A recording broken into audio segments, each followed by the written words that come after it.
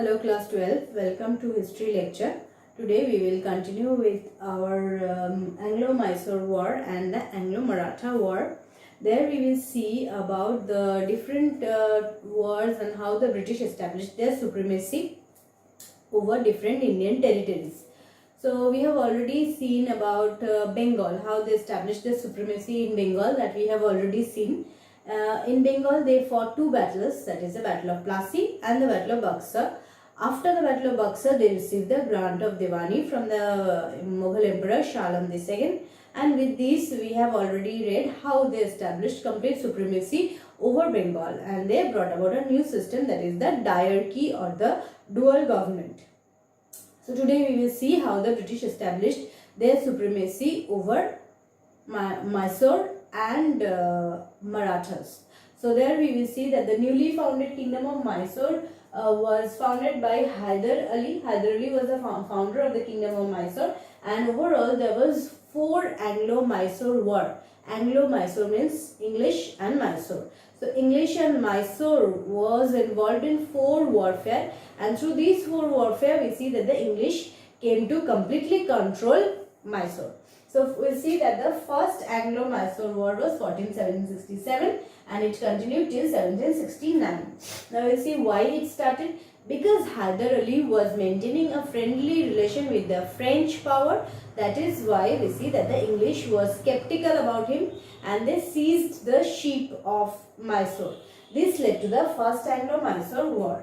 After the first Anglo-Mysore war, the Treaty of Madras was signed in 1769. What were the terms of the treaty that we have to discuss? And we see that the Treaty of Madras was very important. Remember, it was signed in 1769 between Hyder Ali and the English. And in this treaty, what were the terms that I will tell, that you have to remember? That it was decided that they will mutually restitute their territories, whichever territory belonged to whichever ruler. They will get back, like English will get back their territories, and Mysore King Hyder Ali will also restore back his territory. Also it was decided that if any third power attack any of them, either the English or Mysore, then they will help each other. In case of attack by any third power, these two powers, that is English and Mysore, will help each other. So these were the terms of the Treaty of Madras. We will have to remember that it is for the first time that an Indian ruler is dictating the terms of a treaty to the English. So here Hyder Ali was in a victorious position and Hyder Ali dictated the terms of the treaty to the English. Next we see that the second Anglo-Mysore war broke out in 1780 and it continued till 1784. Now why the second Anglo-Mysore war broke out? There we see that the second Anglo-Mysore war broke out because the English did not follow the terms of the Treaty of Madras. Treaty of Madras was signed after the first Anglo-Mysore war. There it was said that if any third power attack any of them, then they will help each other. But when Hyder Ali was attacked by the Marathas, then the English did not came to his help. So as the English did not came to his help, Hyder Ali joined hands with the French and declared the second Anglo-Mysore war against the English. In this second Anglo-Mysore war also we see in the beginning Hyder Ali was in a strong position, but in the middle of the war Hyder Ali died. He fell ill and he died. In 1782 Hyder Ali died. After Hyder Ali, in the middle of the second Anglo-Mysore war, Tipu Sultan became the king or the ruler of Mysore. And in this situation, Tipu was also trying to settle the disputes. The English were also trying to stop the disputes for the time being. So they signed the Treaty of Mangalore. After the second Anglo-Mysore war, the Treaty of Mangalore was signed in 1784. Remember, this Treaty of Mangalore is called a hollow truce. Hollow truce means empty pact. Why it is called an empty pact? Because the terms which were given in this treaty, these were not liked by either of the parties. Neither the English nor Tipu Sultan of Mysore liked the terms, but they just signed the treaty so that they can stop the warfare for the time being. So it is called as a hollow truce. And by this treaty, by the Treaty of Mangalore, it was said that they will not attack, that Tipu could not attack any of the ally or the friend of the English. So Tipu was obviously looking for an opportunity to fight another war with the English, because in the second Anglo-Mysore war he took from the middle and he ended it with the Treaty of Mangalore in a hurry. He was in a hurry to stop the war. But after his settlement, as he settled as a ruler after a few years, he wanted another warfare with the English. So he actually planned for the third Anglo-Mysore war, and the third Anglo-Mysore war started in 1790 and continued till 1792. What happened here is Tipu Sultan attacked the Raja of Travancore. This was the main cause for the third Anglo-Mysore war. Tipu Sultan attacked the Raja of Travancore, and the Raja of Travancore was an ally or friend of the English. So as Tipu attacked a friend of the English also got involved in a warfare against Tipu Sultan. In the third Anglo-Mysore war, we see Tipu couldn't fare well and the English were in a stronger position, and the English entered into Tipu Sultan's territory, entered into Tipu Sultan's capital Seringamapatnam. Thus, we see Tipu was forced to sign the Treaty of Seringamapatnam, and this Treaty of Seringamapatnam is very important. We will discuss the terms of the Treaty of Seringamapatnam now. So we see that in the Treaty of Seringamapatnam it was said that Tipu have to pay a huge war compensation, that is 3,30,000 rupees.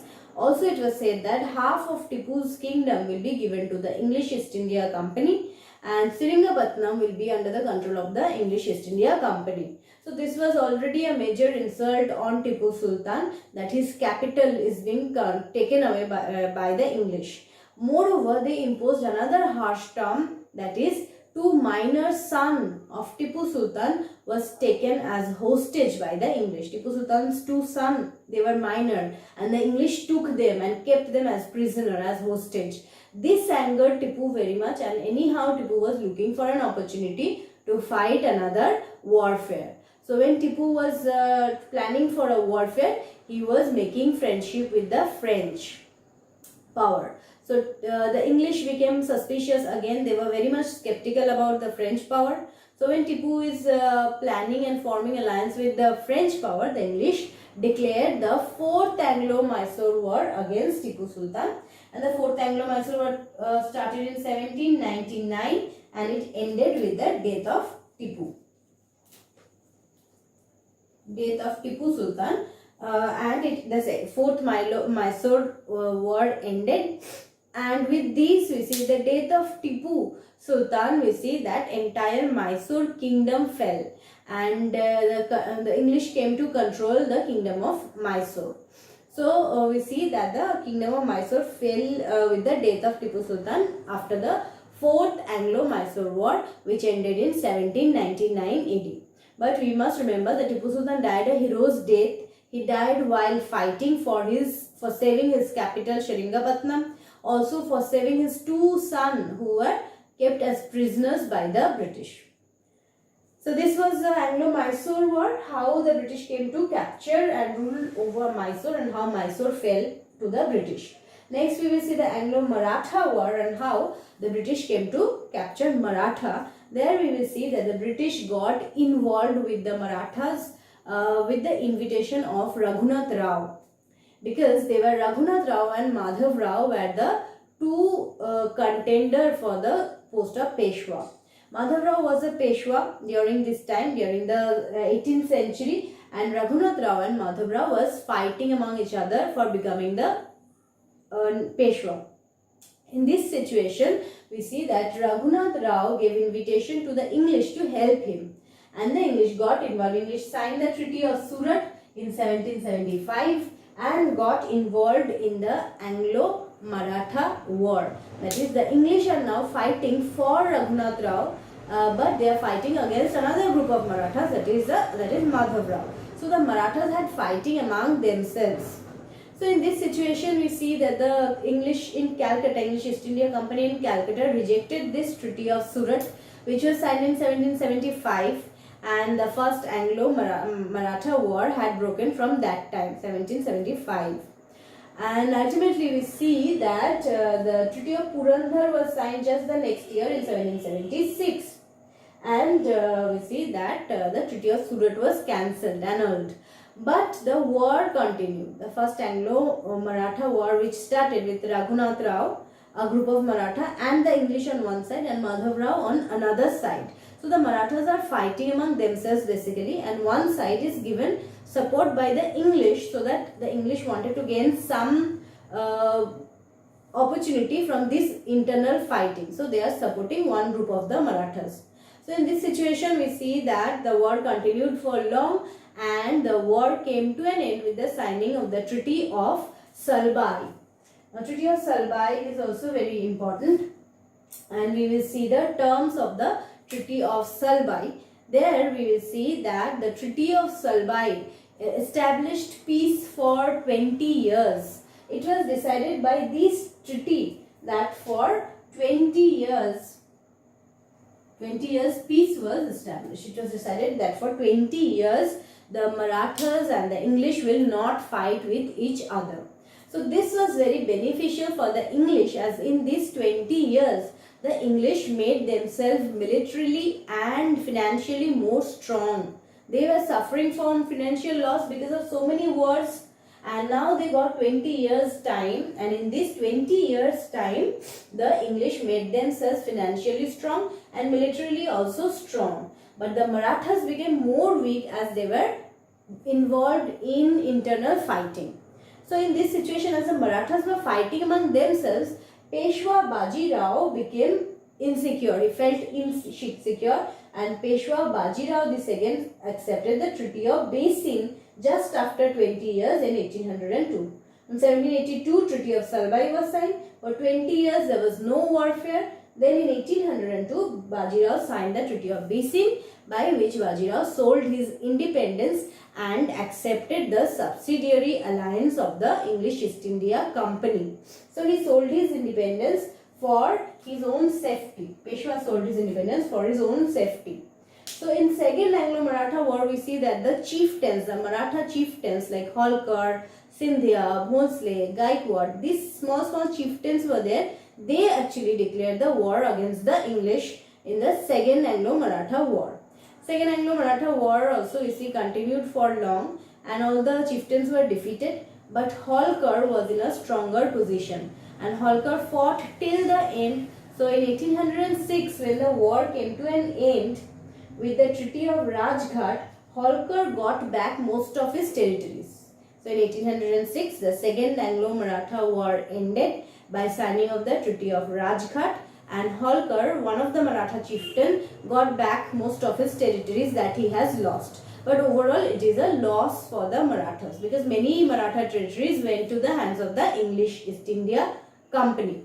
Next we see that Peshwa Baji Rao, who had accepted the Treaty of Basin in 1802, he could not accept that the English are ordering him everything. English are treating him like a puppet. So he encouraged the Maratha chieftains to fight against the English, and he also took part in this fight. So this led to the beginning of the third and the final Anglo-Maratha war in 1817. And this war, we see that within a very short span of time, just within 1 year span, the English easily defeated all the Maratha chieftains and the Peshwa also. So in 1818, just after 1 year, the war ended with the signing of the Treaty of Poona. And in the Treaty of Poona, it was stated that the position of Nawab was removed. There was no longer the position of Nawab. And as the position of Nawab was removed, the Nawab was pensioned off. That it was said the Nawab will be given pension, but there will be no Nawab for Maratha from now on. So this was the Anglo-Maratha war, and we see that with this three Maratha war, the English came to completely control the fledgling kingdom of Maratha. Like with 4 warfare, the English controlled full of Mysore, and Maratha came to the control of the English with only 3 warfare. First, second and third. And final treaty that was signed was the Treaty of Poona. We will keep it till here today. Next class we will see the different policies through which the English captured more and more territories in India. Thank you.